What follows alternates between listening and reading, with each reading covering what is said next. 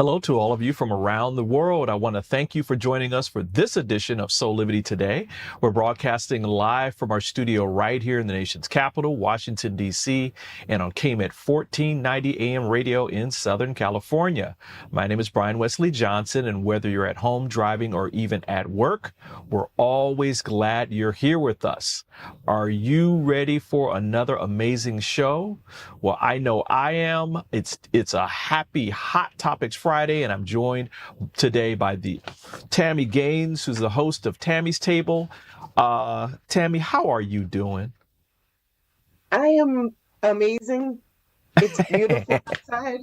It's been raining for days. Like today, the sun is shining and the birds are chirping. So I'm happy. Isn't that a Bob Marley song? The birds are chirping, the sun is out, something like that. I'm trying to remember that song. Because it's one of my favorites. Did you see the movie? Not yet. I have not seen it. I plan on trying to see it this weekend. Was it good? Not really. It should have been longer. It should have been longer, and they should have put in more of his music and done him like more justice. It looked like they were just hurrying up to get it done.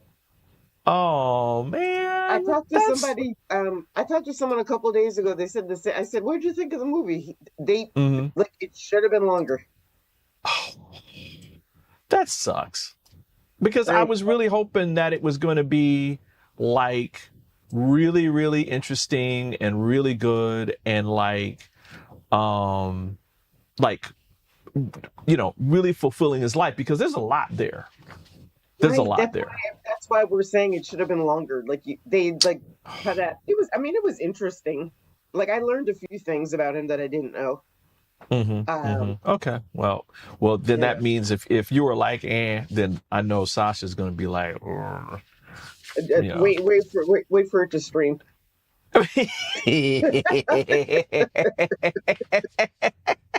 Well, before we get into today's show, did you see the State of the Union last night with President Joe Biden?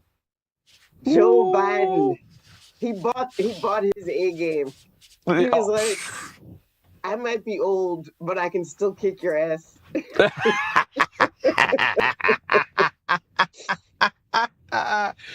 came out fiery. He came out fiery. Like he just seemed pissed. He just seemed mad about a lot of stuff that you should be mad about. And what did you think of the GOP response? Did you watch it or no? I watched it. I think that's we both got. We both have the same response. First of all, you're 15 years old. Second of all, what? What are you talking about? Yeah, there was a facts straight. Yeah, there's a mismatch there. I guess maybe they did that on purpose. And we're going to be talking about International Women's Day later in the show. Okay. But the other thing was, it's like she's in the kitchen and not to say that there's anything wrong with that, but it seems as though that is the message, that women are supposed to be in the kitchen, right? And it's man. So what did you think of it? Of the GOP response? No, well, the whole thing. The whole thing.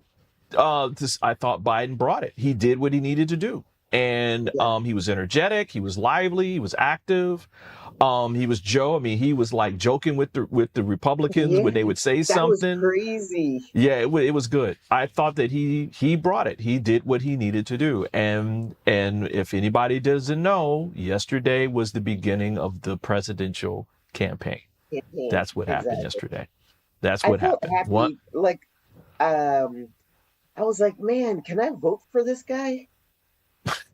Because he's always like choking. Like he needs water. Sometimes he stumbles. But after last night, I was like, yes, absolutely. Yeah. If he's the choice, absolutely. He'll be great. I think that the choice is clear. We'd love to hear what all of you have to say about that. Yeah. We've got our chats, so please do that as we go into our show. Tami, you know what today is. Hot It's a Hot Topics Topics Friday. Friday, where we bring you news and information from around the globe. Tami, There's so much going on. there's so much going on. But I wanted to kind of start today a little bit with something a little bit lighter. I mean, so we talked about the State of the Union, which can get some people's blood boiling and all that kind of stuff on all sides of the political spectrum. But I decided to start here. What do you think of Beyonce's new song, Texas Hold'em, that she released? Oh, you're funny. You like I it? think Do you it's. not like it's it cool? I know everybody I is, of mean, course it's different. basically, I liked it. It's Okay. not on my playlist. I didn't download it. Like, it's Okay. not. But I appreciate the fact that she's exploring like her creativity and that she went from pop and R&B to country. I think Right. that is amazing. I think that's awesome. Well, I'm so glad you said that because there seems to be a debate out on social media and in the media around her releasing a country album, having been known as this fantastic R&B and pop star. But there's things that people just don't know about all of this because they think it's strange when it really isn't strange. From the African origins of the banjo. Yes, the banjo is an African instrument, everybody. To the influence of Black musicians on early country stars like the Carter family and Hank Hmm. Williams, to the Hmm. exposure popular R&B and soul musicians that brought to the genre. They brought this more soulful sound. Black Yep, artists have always played a prominent role in country music since its founding. So wanted to tell absolutely. people about this, bring this forward and share some information. So let's learn more about all of this history from Vanderbilt University where they did a study on this. So let's learn more. It's wonderful to celebrate country music. And it's wonderful to celebrate the modern Black people participating in country music today. But it's also really important to know that Black people have been contributing to country in Nashville for over 100 years.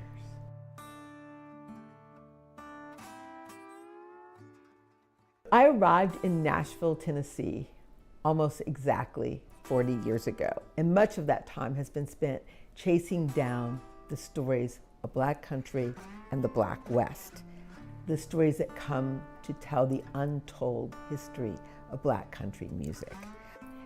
I'm an unusual professor, scholar, that I work in the areas where I also create. Of my 40 years in Black country music, as a Black woman in country music, as a writer, as a screenwriter, and as a professor, I spend a part of my time seeing if the archives and if the scholarly record can affirm what oral history is telling us, and seeing whether oral history can tell us things that the scholarly record needs to pursue. When we come to understand that the banjo is an instrument that has its roots in Africa, and the banjo is the foundation of modern bluegrass music, we come to understand that there is more Black presence and influence in all aspects of American culture than we sometimes think. Another thing is cowboy music has had a huge influence. In fact, it was originally called country and western. A lot of people don't know that 20 to 30% of all cowboys were people of color, Black and brown. The first superstar of the Grand Ole Opry was a Black man, DeFord Bailey. And that Black man was a fourth generation Black country music player by his own description. Nashville has continued to be a very, very important place in the life of Black country. So we are going to have all the greats of Black country. Charlie Pride, D4 Bailey, Ray Charles, even Aretha Franklin are going to be on the stage at the Ryman. When we discover that Blue Yodel Number 9, which is considered to be the most iconic country song of all time by many scholars and many performers, it changes things when we understand that Lil Hardin Armstrong, a black woman born in Memphis, Tennessee, played on every bar of Blue Yodel Number 9. Changes our understanding of Nashville to know that Lil attended Fisk University and studied in this city.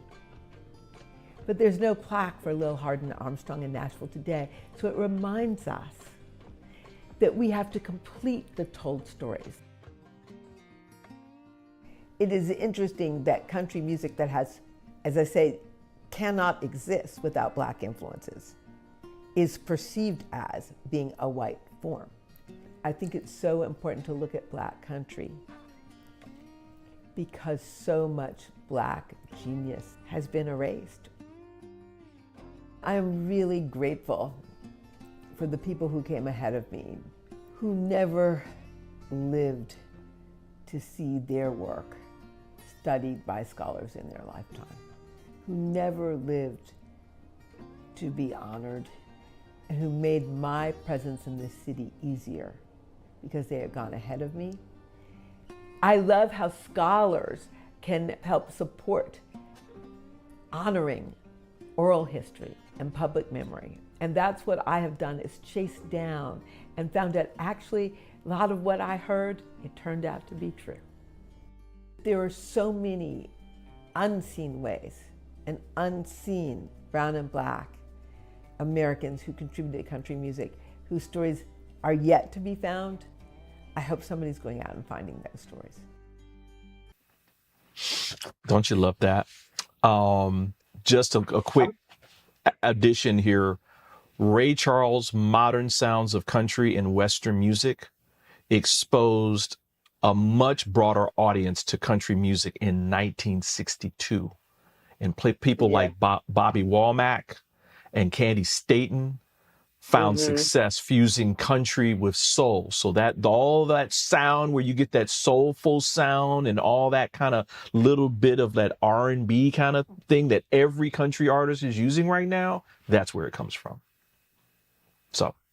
Okay, first of all, if we have time. Yeah, got some. I like that woman in the video. Yeah. But then I have to ask, like, why this topic for her? Hey, it's part of our history. I just think it's interesting that she's chosen to like study. And my guess is it's her name is Alice Randall, and she is the Andrew Mellon Chair of Humanities and a writer in residence of African American and the Diaspora Studies at Vanderbilt University. That's and so deep. That's yeah, so deep. right. And so it's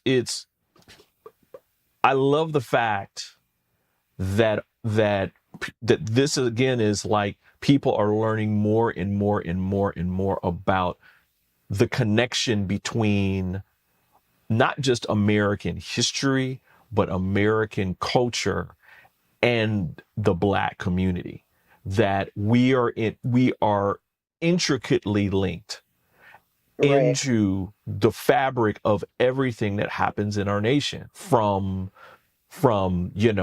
common tools and inventions and stuff, from the mop to the broom to the washing machine. I mean, all these different things, to music and food. I mean, we're there. And so Absolutely. there is nothing, again, this is another one of those things where, yes, country music's history is a little complicated, but when you add in all these different pieces, it's like, how can you say that Black people aren't supposed to be singing country? Or artists like Beyonce, having been an R&B and pop star and singing soulful songs and all that she can't go to country and sing that? It's like, no, that's part of our history. That's been going on for 100 years. that whole controversy, I was like, what are you all freaking out about? Right. Like, that's where we Right. come from.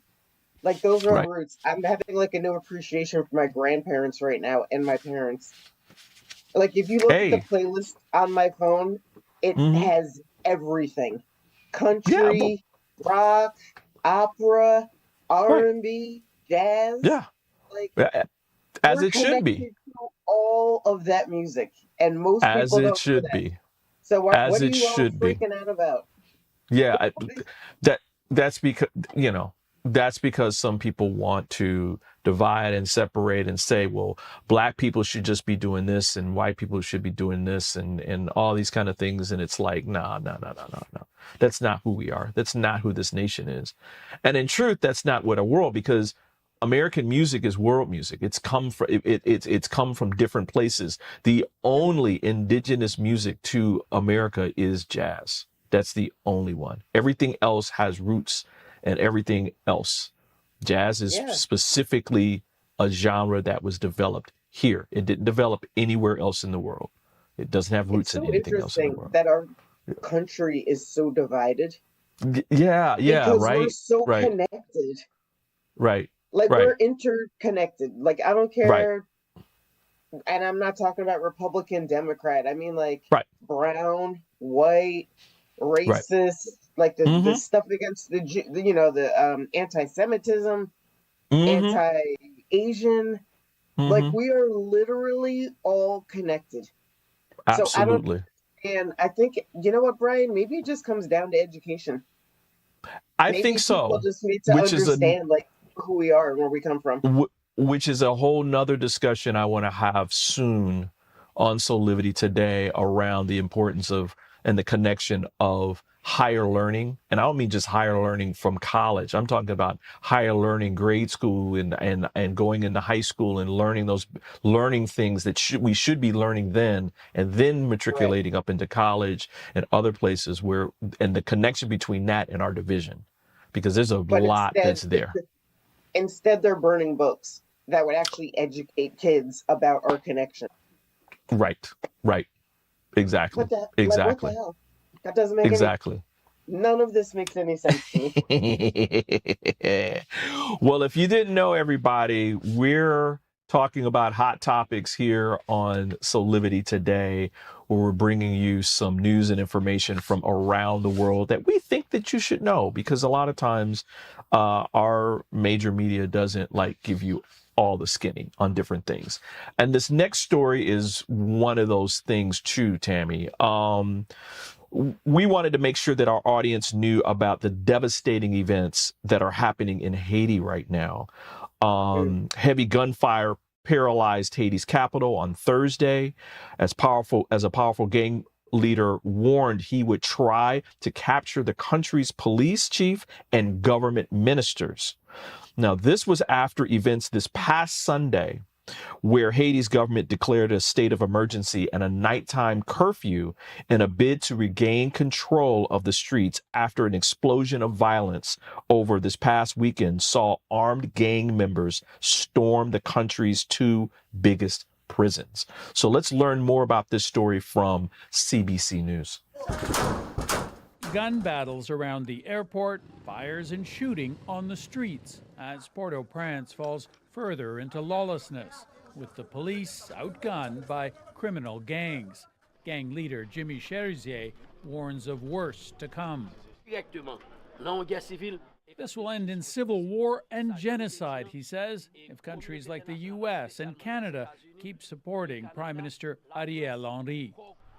The gangs were reinforced over the weekend when thousands of their members were sprung from prisons in coordinated attacks, sparking what's being called a criminal revolution.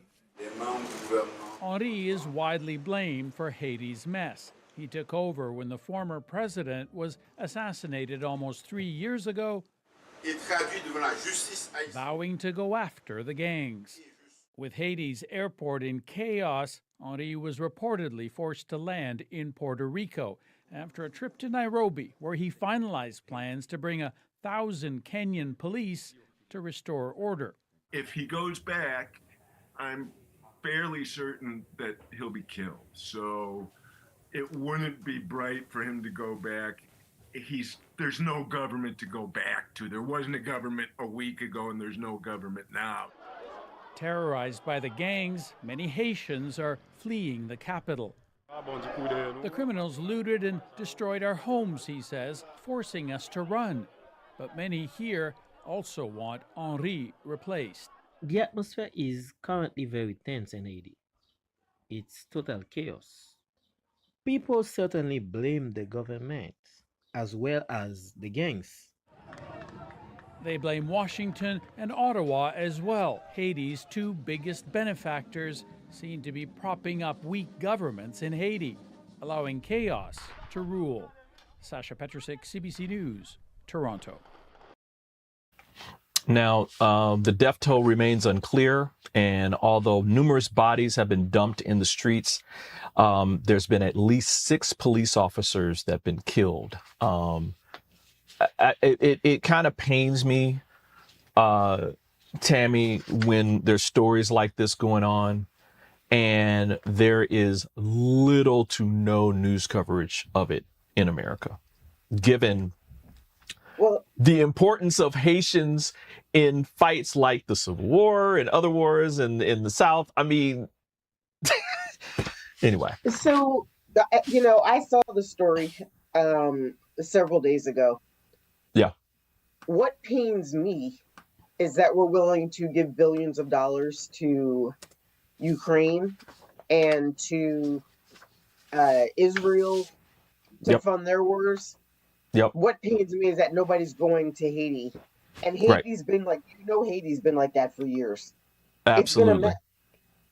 So, why aren't you sending money to Haiti to help, get rid of the gangs, fund the police, clean up the streets? Like, the water's undrinkable. The place is literally a mess. Right. Why aren't you giving money to them? Yeah, and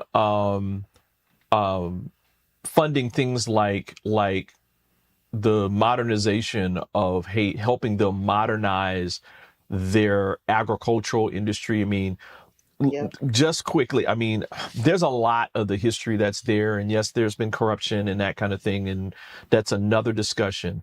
But mainly Haiti is in its conditions because of the lack of resources, right? That dates back to when Haiti became the first independent African nation, sovereign nation in the Caribbean, where they basically had all the sugar. I mean, they had the market on the sugar trade at that point, but nobody would buy from them. So basically they got ostracized because they became black. And there's other things so there's a long arc of history that's there preceding what's happening there today. And to your point, they don't have to stay there. The world community, who is actually responsible in part for their current situation, right? And I won't go into all the reasoning, but there's history there. Yeah, that they can be part of their recovery, because there's no energy. There's no energy resources in Haiti. I mean, people understand that. There's no technology infrastructure? There's no technology in Haiti. I mean, it is modernizing. I think that's super important. There's no infrastructure in Haiti. None. And that's why they can't get out of their own way. Correct. And why aren't we supporting them? By the way, I'm very much for supporting Ukraine and Israel, but I don't understand. Yeah, me too. I don't understand. We need to be rescuing Haiti. Right. And nobody's talking about it. And just to put a fine point on this before we go to break, if you ever been to the Dominican Republic, that's the same island. It's all one island. It's Hispaniola. Isn't that nuts? So isn't it? Right. So you got beautiful trees and beaches and all this stuff on one side, but you cross over into Haiti and it is barren because they had to cut down all their trees for energy, right? It's pure chaos. It's the same place. It's the same place. It's amazing. So That's what we should. That's the word we should be putting out. All of you people that vacation in the DR, yeah, if you yeah, go 30 miles to the left, you're going to right, be in the middle of chaos. exactly, exactly. So Yeah. just wanted to make people aware of what's happening, keep you informed if you didn't know about it, especially here in the United States. Again, let us know how you're thinking about this. Send us an email at soulivity@soulivity.com, or post into our chats, or send us a comment, whatever, however you're feeling, because we want to hear from you about this. Okay. Tami, Yeah. we're going to take a quick break. But when we right. come back, we got more Soulivity today on a Hot Topics Friday. So we're going to take this break and we'll be back in 2 minutes.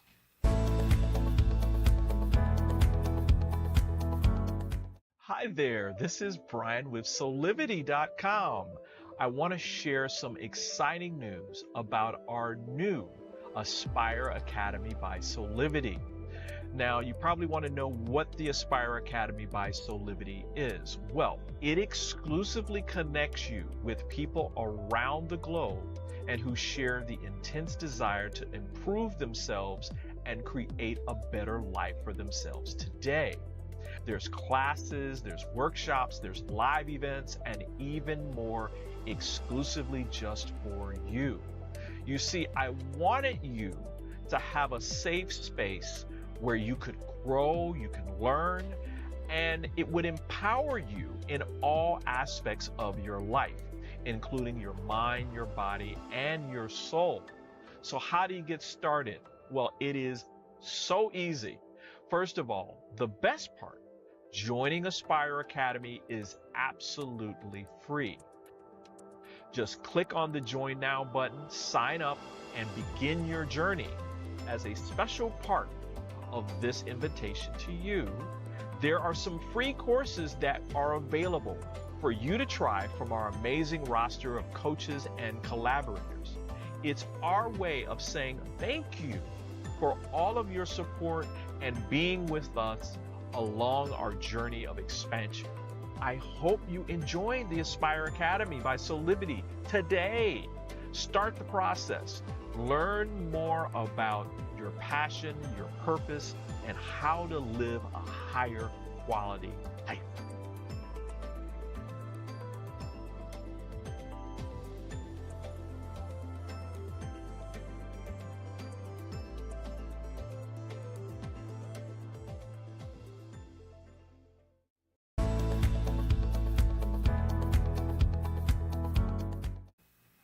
Hey, we're back here with more on Soulivity today for our Hot Topics Friday, where we're bringing you some of the latest important stories from around the nation. Tami Gaines is back with me as well. Hey, Tami.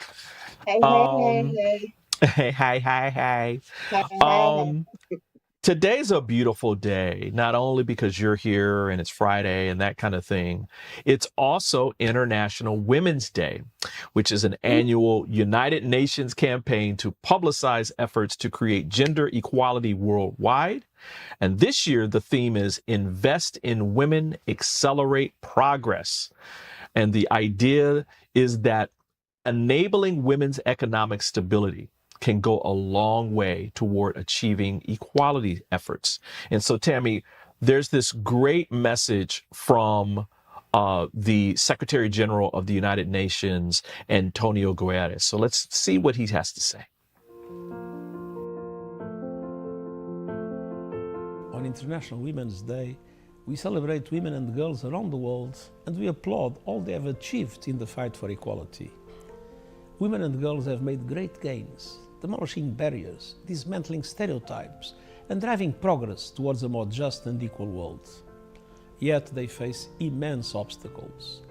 Billions of women and girls face marginalization, injustice, and discrimination, while the persistent epidemic of violence against women disgraces humanity.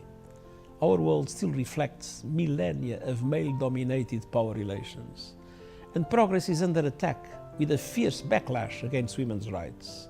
At our current rate, legal equality is some 300 years away. We must move much faster. On International Women's Day, we stand with women and girls fighting for their rights, and we commit to accelerating progress.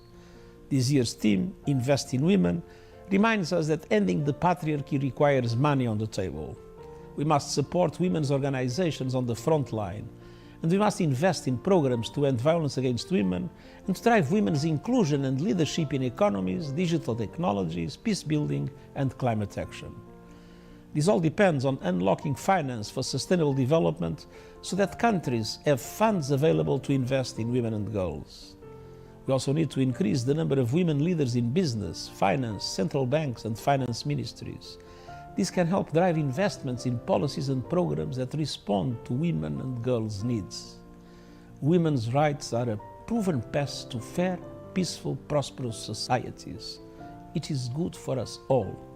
Together, let's take urgent action to make it a reality, and I thank you.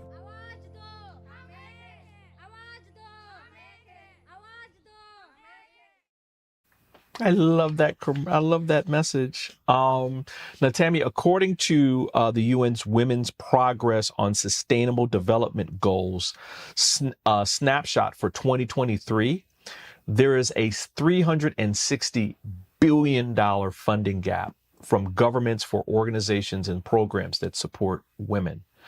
And that a core tenet of this year's International Women's Day is implementing gender response financing, which is an economic strategy that considers and analyzes the diverse needs of every person, including the historical underinvestment in essential services for women and girls to ensure a fair distribution of resources, which is something that is very, very vital to our society as a whole.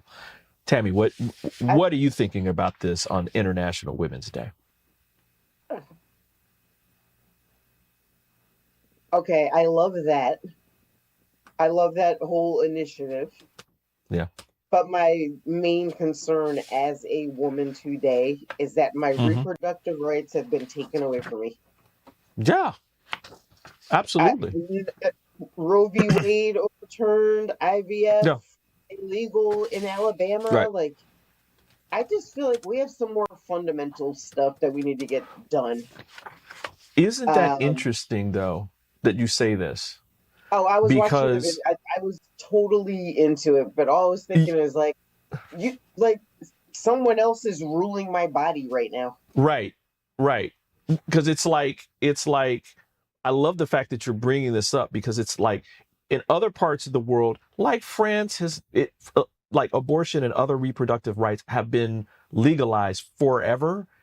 And because of what happened in the Supreme Court here in Roe versus Wade, they decided, oh no, we're going to enshrine this in the Constitution so that nobody can come back and write a law to like wipe it out. And so, so while they're eliminating threats to women's rights and moving on to the other really important things like gaps in financing and economics and stuff, we're over here going backwards.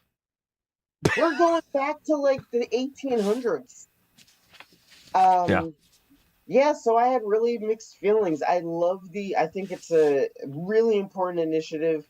But the truth is, I have 2 daughters. And I'm really concerned. Well, I have 4 kids. I'm not leaving out the boys. But I have 2 daughters. Right. And they're like hopefully going to have kids one day. The decisions we're making today will impact my great grandchildren. Absolutely. If we don't straighten this out. Absolutely. So I've been I've been concerned about it. Like the IVF thing.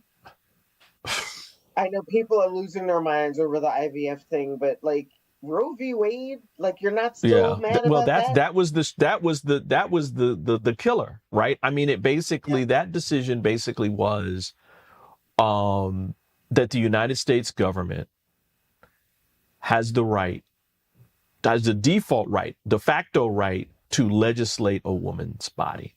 That's how I took it. And how dare you do? There's no laws around men that or even come close to any of that, right? Oh, I totally said we should regulate how many times you can. I know it's a family show, so but we understand.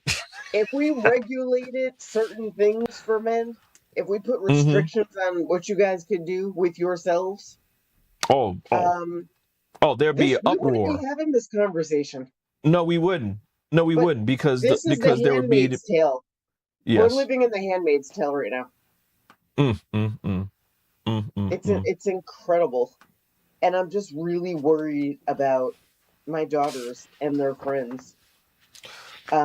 Well, to that point, we talked about the State of the Union earlier. There's some people that are talking about empowering women and they make their own choices and they have control of their own lives and their own bodies. And then there's other folks that are saying differently. So here on this show with people like you, we are empowering people with information so that they can choose who they want to represent them and who they want in power and the laws that come from that power and all that. So Amen. Amen. just bringing it back to center, because this is, this is Soulivity Today. It's empowering conversations that empower. So folks, take heed. That's all I'm going to say. I And have I my think we should opinions. also. Tami has her opinions. Oh yeah, no, I definitely have opinions, and I'm inviting your, viewers to, if they want to do a drill down or they have questions or they need more information, like they can reach out to me. They Yeah, can reach out to absolutely. you. Absolutely. Yeah. Absolutely. And again, if these are if these are topics that you want us to expand on, please just let us know. We'll be happy to do that, because you're part of this too. Our listeners, you're part of this too. And so just let us know. Again, you can send us an email at soulivity@soulivity.com, or you can even reply to any of the live chats or go to our YouTube channel and send us a comment. We want your feedback. Tam, we got one more great story to go here, but we're going to take a break because I think we need a little break after that. What a tease. I know, right? Hey. But it's a really good story, and it's again, it goes to some history here. It's a lot of, today's show, I kind of had a little mix of history and facts and stuff like that, so we could really dig into it with our audience today. But listen, we're going to take this quick break, everybody, and we'll be back with more Soulivity Today for Hot Topics Friday in about 2 minutes.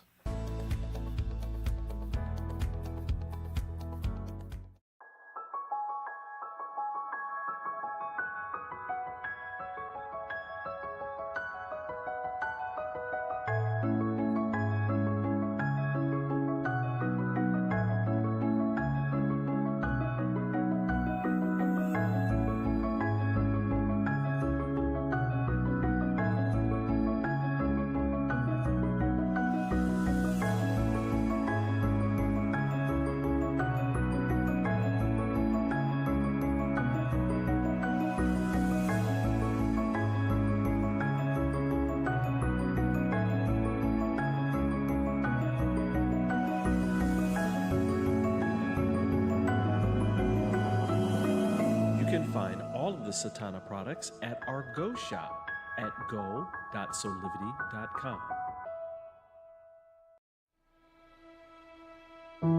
Have you ever asked the question, if I was to be anything, what would I be? Regardless of money, regardless of status, beyond popularity and fame. Living your passion, feeling your life has purpose.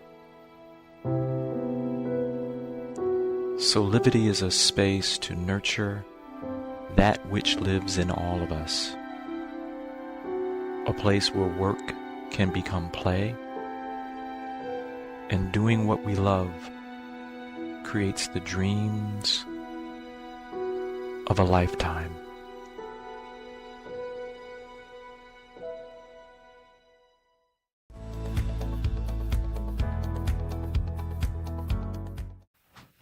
Hey, Hey, we're back here with more on Soulivity today for our Hot Topics Friday, where we're bringing you some news and some important stories from around the nation and around the globe.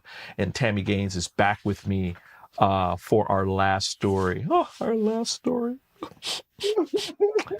Now, Tami, you've been to DC, right?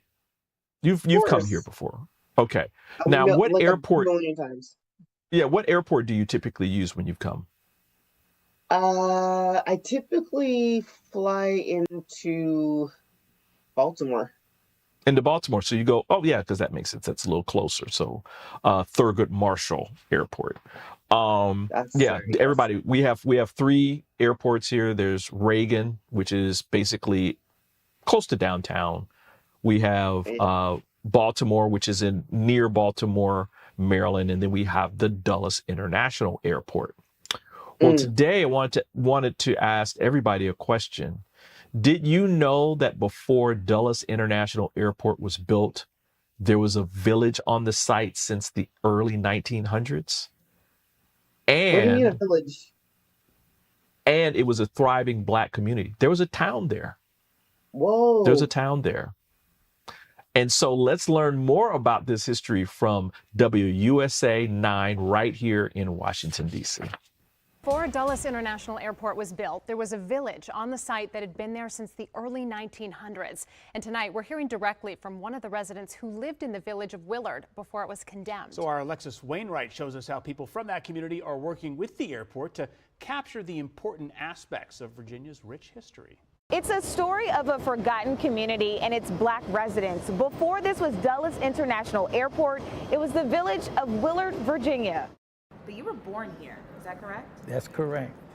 I was born in the small village of Willard. From my father's recollection, I was born maybe a 1/16 of a mile from where I'm now standing. Louis Jett can explain every inch of what the town that once stood here represented. This whole, I'd say 3 or 4, 8 or 10 acres is all Willard. This is Willard. He was up here until the age of 8, and he's kept every single memory stowed away in this binder that he dons on weekly. Jett says it was an all-Black town full of life. It was actively occupied up until about 1957, 1958, when the FAA, the precursor to the FAA, was looking for a place for international airport. Metropolitan Washington Airport Authority archaeologist Henry Ward says they found evidence of what used to be. It was occupied, we believe, again, not only by a Black family, but probably an enslaved family that would have been associated with the Lee plantation. And so some of the artifacts we found on that site are really quite evocative. Some of them are rock crystals. But Willard was cleared out around 1958. And they realized that there were some, I think, hundreds of buildings, farms, the village of Willard, all out here. All of those properties were basically went through a legal protection to go ahead and have them condemned through the eminent domain. The property owners were paid compensation. How fair it was can be a question. A question that Jack can answer. The government sent my father and mother a letter saying our land was condemned. The date was September 1958, and we had to be gone by September 1958. He says they were paid a little over $8,000 for their 2-story house that his dad built himself and their land. And now 3 airport runways meet where Willard used to be. We think about Loudoun as this, really progressive and dynamic and modern county. And we may not realize that there is a very long and rich history, yes, of African Americans who were enslaved, but also of African Americans who, once freed, were entrepreneurial, they bought land, they built tight-knit communities. And now this history will be displayed in an exhibit where it once stood tall and proud. Alexis Wainwright, WUSA 9. Alexis, thank you. And she tells us that the exhibit with the history of Willard will be in the main terminal of Dulles International Airport if you want to see it. That's beginning in mid-March. A little more backstory on this. Without public hearings, the federal government sent condemnation letters to all 87 Willard area landowners. in 1958, as it was kind of saying, but the letters came out like a bolt. I mean, it was like they didn't even know it was coming. So many of the landowners formed a citizens association, but it disbanded, and everyone followed just separate courses. Some hired lawyers who took 1/3 of anything over the condemnation price. So, Well, that's why I don't fly into Dulles. just want to let I'm people know. honoring the history. I'm Yeah. honoring the history. Yeah. I mean, again, again, bringing the story forward so that people understand an important era of American history, where during the late 1950s, Dwight Eisenhower, with like the Federal Highway Act and other infrastructure acts, had this huge expansion of our highways, ports, and other transportation hubs across the United States. However, many communities of color paid the price for all of that. I don't know of a major urban area in the United States at the time where a highway didn't go straight through it, or land that was owned by Black people became where airports are. So this is one of those examples. So this is just not a one-off, everybody. This is what was happening during that time. So again, when you're asked, yeah, go ahead, Tammy. I'm sorry. No, go for it. No, I was just gonna say, like, every time I hear a story like this, like, I have Native American in my background. We went through the same thing. It's education, Brian. It comes down to, like, we need a leadership and education. Right. Because I think that's what happened. Like, back in the day, nobody was really educated. You said they hired lawyers, but truth be told, the lawyers were just in it for the loot. Yeah. And what did they get? I mean, they got 1/3 over what the condemnation price was, which was probably nowhere near. Yeah, right. It was nowhere near the value of the property, especially since it was going to be built. An airport was going in, so that should have raised the price of the property.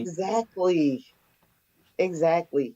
I just think we need to make sure that we have educated leaders going forward. Right. That's what, like, I'm very impressed. But my daughter is she'll be 18 next month. But her friends are very, like, none of them watch the news, by the way. None of them. Right. But that somehow they learn about, like, injustice, and they learn about, like, their history, and they want to do something about it. It's inspiring. Well, listen, the folks that have always led change in our country have always been the young people. Yeah. Right. I mean, the civil rights leaders were all babies. They were all babies from our late teens to mid 20s. That's I think probably one of the oldest dudes was Malcolm X at that time. Right. But he was the extreme. He was the rarity in terms of being older. All the rest of them were young. They were all babies. So I applaud your daughters. I really applaud them for what they're doing. Listen, hold on. We're running out of time. We got to take this up in another show so that we can really dig deep. I want to make sure that people know about what's coming up on the next Tami's table on Monday. So who's coming up there really quick? Who's coming up? I don't even remember. I'm so sorry. But what you need to know is that if you've ever been to a really excellent house party where everybody's chilling and they all end up in the kitchen at the table talking about, like, sharing wisdom and sharing like their pain, like, Tammy's table is all about helping you build resilience, but the whole, like, vibe is that we're sitting in somebody's kitchen talking. Tami, I love it. I love it. I mean, this week's show with Candace Harper on building resilient relationships was just, it was chef's kiss. I mean, thank you. Oh man, no, it's just really comfortable. It's like comfort food. You can have, you're having these conversations that feel comfortable in terms of how the discussion is, but it can be deep as well, where you can have a deep discussion about these different topics. And so thank you for doing this. And so everybody, just want to make sure that you watch Tami's Table every Monday at 12 noon right here on Soulivity TV. Also, make sure that you follow us on social media, because you can find out about all these shows and where they're coming up. And make sure you subscribe to our YouTube channel at Soulivity Magazine, so you'll know when this show and all our other shows like Tami Table go live. Also, make sure that you follow us and subscribe to us on your favorite podcast provider, because guess what? You can download this show on your favorite, which might be Spotify or Apple Podcast, or your other provider there. So, Tami, thanks for being here. I appreciate you so much. It's so fun. Yeah. It's so fun. And also you give me space to air what's bothering me in the news. Which is important, because, we do need to talk about this stuff. Because there's a lot going on, and there's things that the media misses that maybe people don't know about, like the story in Haiti is one important one. Yeah. And there's stuff that we need to get educated about, like the story about Dulles Airport and the town, the town of Willard, which is a Black community. So we're gonna keep doing this. Good on you. Good on you. Thank you, honey. Listen, we're going to say thanks to all of you for being here for this edition of Soulivity Today. This is how we do it Monday through Friday right here on Soulivity TV. And so want to welcome you back. We're here at 8 a.m. Eastern for all our live broadcast. Or if you're out on the West Coast, check out KMET 1490 AM radio in Southern California, where we broadcast at 8 a.m. Pacific time. So until next time, keep on pursuing that passion and purpose, and it's going to create your life, your best life today. We'll see you next time. Bye for now.